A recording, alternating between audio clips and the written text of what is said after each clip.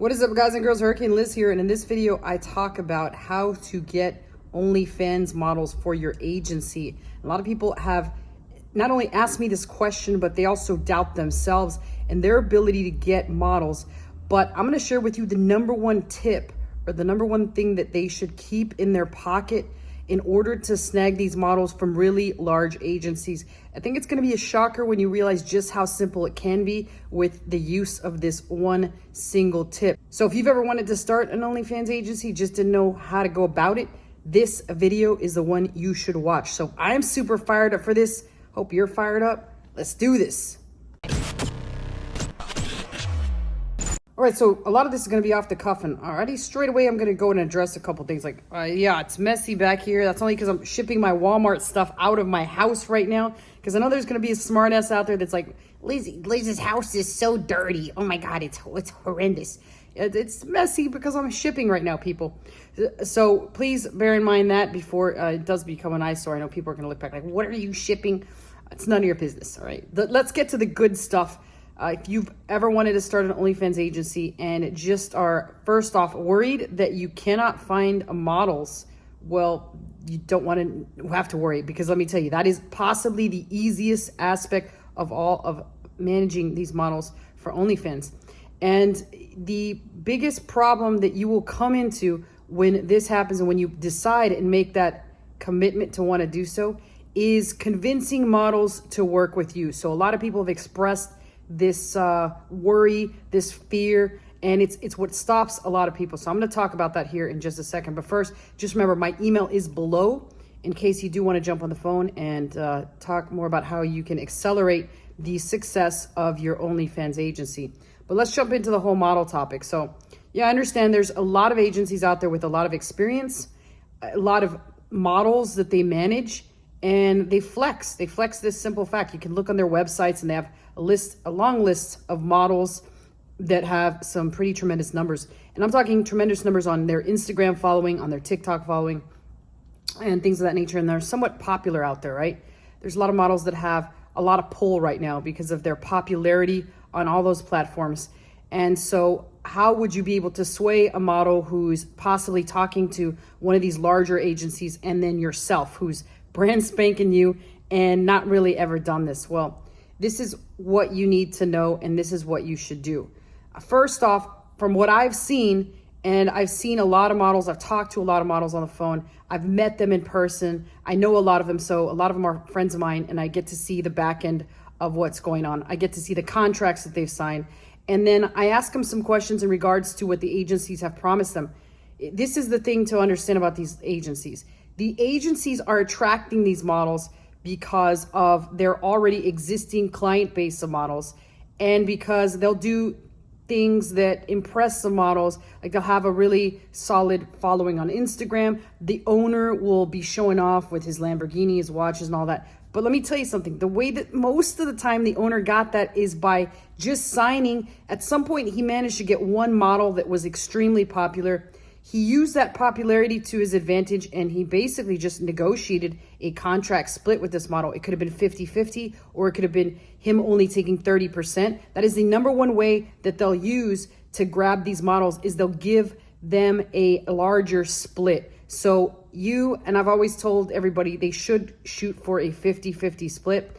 Now, a lot of times with these girls in the Colombian countries or Latin American countries, I can already hear people, Liz, you're a effing genius for saying Colombian countries.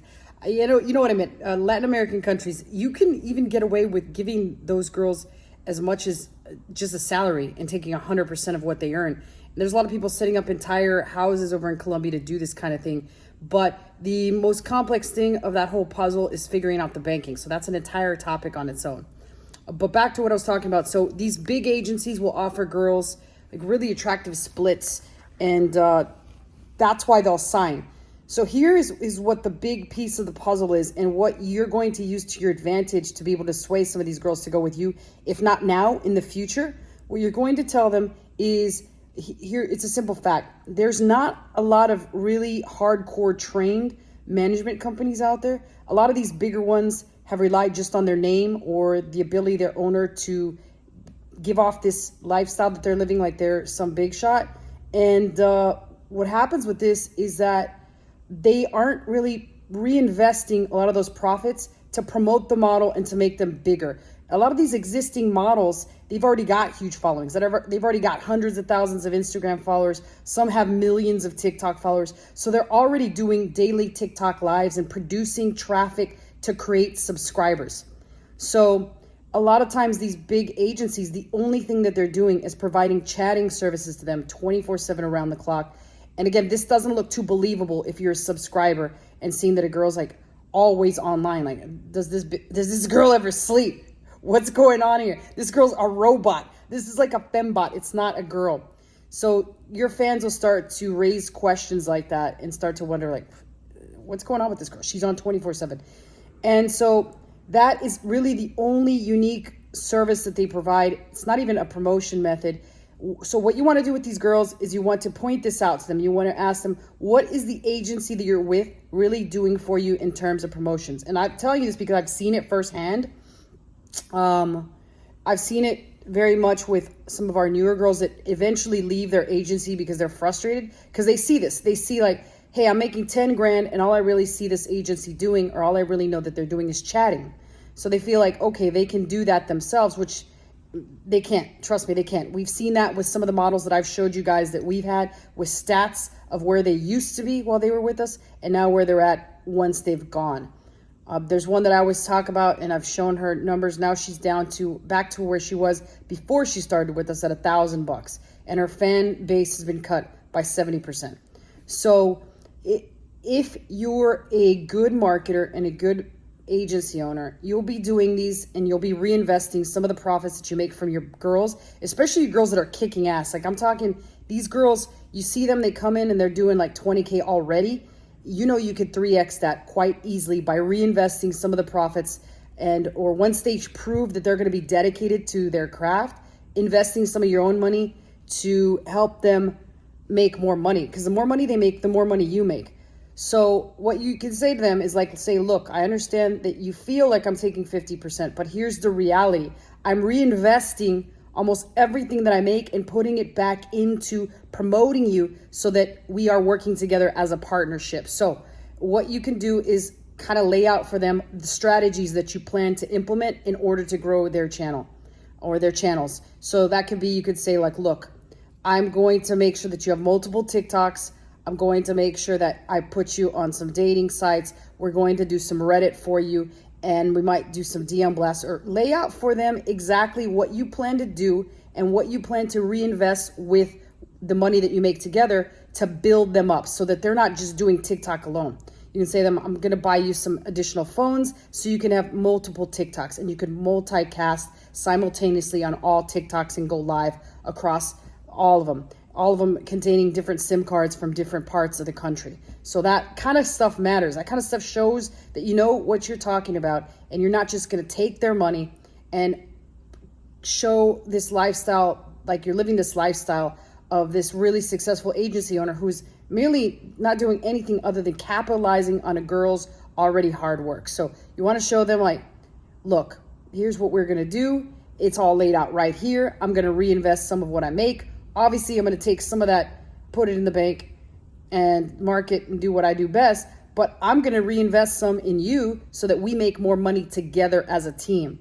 Once you do this, they could go with that other agency for a little bit, and you can revisit them. And eventually, they'll realize what you said is exactly what it is, which is the bigger agencies are typically not reinvesting in promotions. They're already capitalizing on the existing fan base that these girls have created themselves. So that is the plan. That's how you go about convincing girls to work with you, especially if this is your first girl. They might ask you how many girls do you have and whatnot. You can either answer them honestly, and or you don't have to. You can kind of misdirect or redirect the question elsewhere. But I'll kind of give you this single thing that you can tell them. When Michael Jordan first started working with Tim Grover, who is one of his personal trainers, as well as Kobe Bryant's and Dwayne Wade's, Tim Grover pretty much was 100% honest with Michael Jordan. And he told him, look, I'm brand new at this, but here's my plan. I know this will work. I'm willing to put all my blood, sweat, and tears into making you the best that I possibly can.